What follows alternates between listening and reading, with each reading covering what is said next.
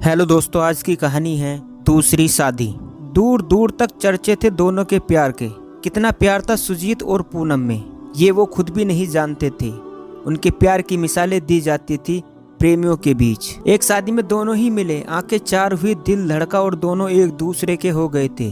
धीरे धीरे प्यार परवान चढ़ता गया। पहले तो जात पात को लेकर अड़चने आई, फिर दोनों के ही परिवार वाले शादी के लिए मान गए। दोनों ही प्रेमियों को मानो पंख लग गए थे। शादी के बंधन में बंधकर एक बेटी हुई। जिंदगी स्वर्ग से भी सुंदर थी, पर एक दिन अचानक की सड़क दुर्घटना में सुजीत की मौत हो गई। अब सब अवाक रह गए। इस घटना से पूनम तो टूट ही गई थी, पागलों जैसी हालात हो गई थी, मगर खुद को संभाल लिया उसने जल्दी अपनी बेटी के लिए, क्योंकि सुजीत ने आखिरी वक्त कहा था उससे, मेरी कमी महसूस ना होने देना बेटी को।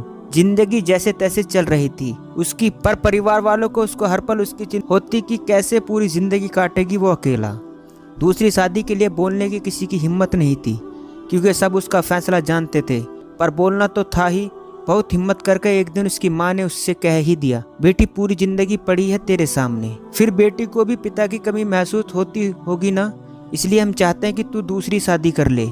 माँ की इस बात पर हैरानी से वो माँ का मुंह देखने लगी, क्योंकि सब जानते थे वो किसी को अपनी जिंदगी में जगह नहीं देगी। थोड़ी देर के बाद बिना कोई जवाब दिए उठकर जाने लगी, तो माँ ने फिर पूछा, कुछ तो बोल बेटी, क्या फैसला है तेरा?